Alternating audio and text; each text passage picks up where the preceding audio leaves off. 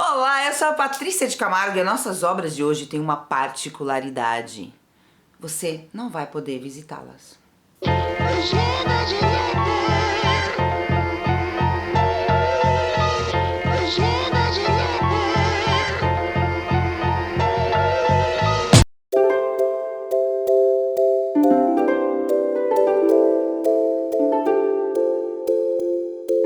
Essas são apenas algumas das obras de Jean-Claude e Cristo.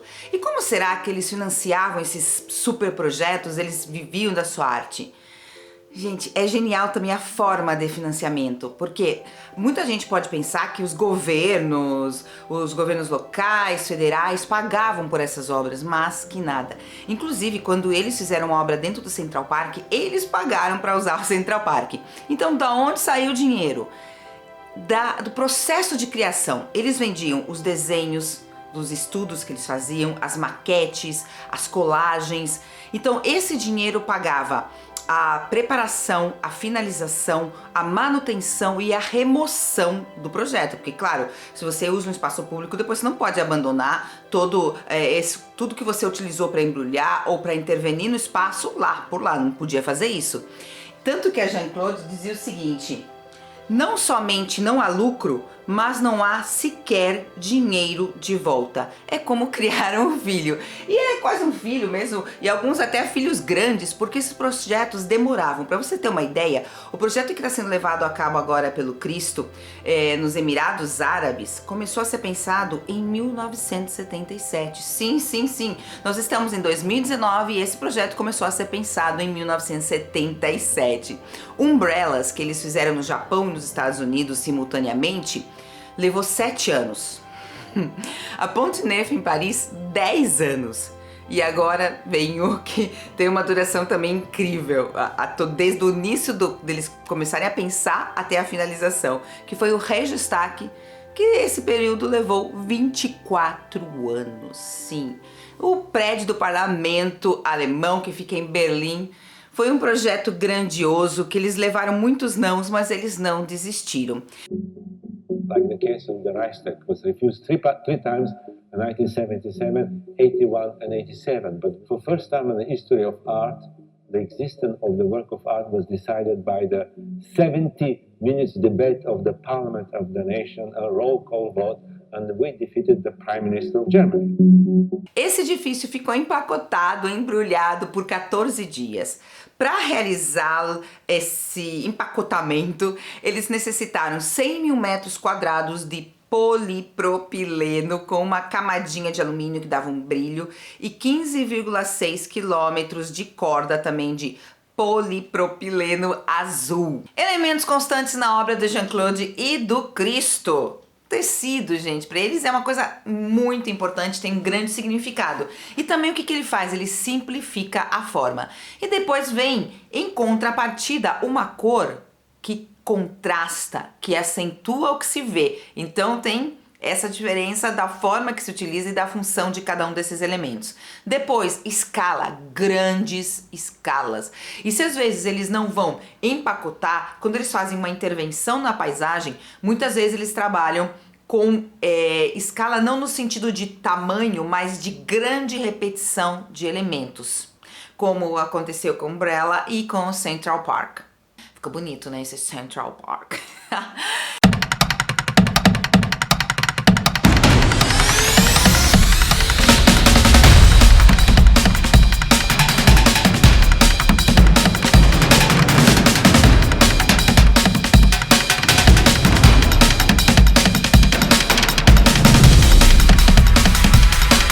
Parte essa ideia. Pense o seguinte: em 1920, claro que vai ter um homem que vai influenciar pra caramba o Cristo, porque o Man Ray, nessa data, ele embrulhou uma máquina de costura com cobertor, amarrou com corda e fotografou para que fosse utilizada como conceito, essa imagem como um conceito da beleza surrealista. E daí o Cristo chegou em 1958 em Paris e começou primeiro a embrulhar, de certa maneira, as latas de tinta que ele encontrava no seu estúdio. Eram latas pequenas, né?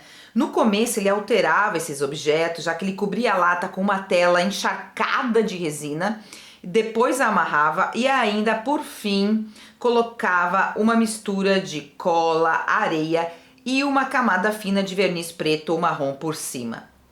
Mas tem um momento que ele começa a deixar a lata inalterada e ele pensou nessa obra em termos de conjunto, como de empilhar as latas e também com esse sentido quando a gente vai fazer uma mudança que a gente deixa as caixas num canto, né? Nesse mesmo ano ele começa sim já um processo muito mais de empacotamento com objetos que a gente... mais familiares, que você olhando, mesmo que esteja embrulhado, você consegue reconhecer. Porque a ideia aqui não é descobrir o que se embrulha, mas ressignificar, dar um novo ar àquele objeto que é tão cotidiano. E a partir daí é que eles vão ter a ideia de embrulhar estruturas realizadas assim, grandes estruturas realizadas pelo homem ou fazer intervenções diretamente na natureza. Jane dizia que o embrulho em si não era o mais importante da obra, mas sim o tecido que revelava a fragilidade e a temporariedade. Por quê? Porque eles queriam, com essas obras, chegar a um número maior de pessoas, mas elas eram efêmeras, ou seja, tinham uma temporariedade para evitar, ou melhor, para que elas continuassem sendo livres, para que ninguém as possuísse. Para que não fosse uma arte comercializada, e o que eles vendiam eram os processos de criação e não a arte em si.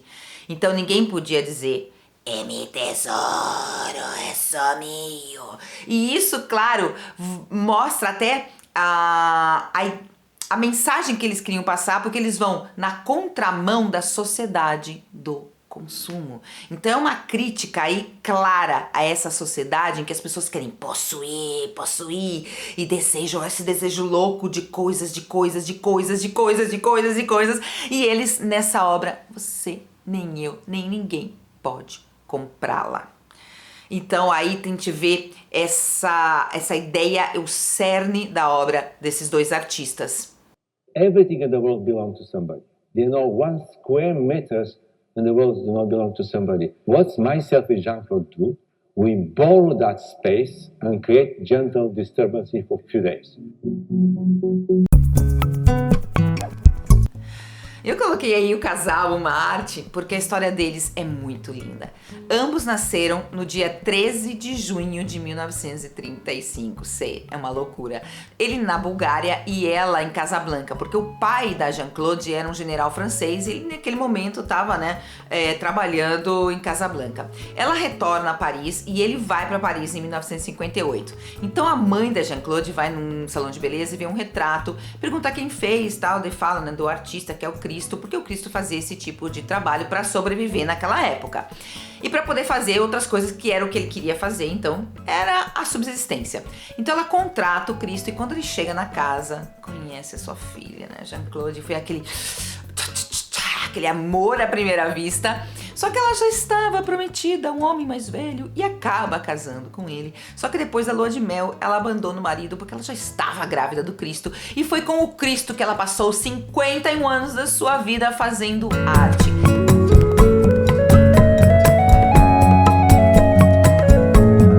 Ele ensinou para ela a história da arte. Ela fez com que os seus projetos fossem cada vez maiores e também era aquela pessoa diplomática que conseguia que os projetos fossem aprovados, era a diplomática do casal. Então as obras não podiam existir sem um ou sem outro, e tanto que os dois assinam. E em 2009 ela faleceu e ele continua aí tentando dar vida para aqueles projetos que eles pensaram juntos, pra gente poder usufruir dessa arte, dessa grande arte. E no próximo episódio nós vamos ver um artista que não pode ver o que pinta. Pra não perder, já sabe, se inscreve no canal, compartilha com os teus amigos, vamos encher o mundo de arte, me segue nas minhas redes sociais e hoje eu te deixo aqui das Canárias com um beijo no teu coração.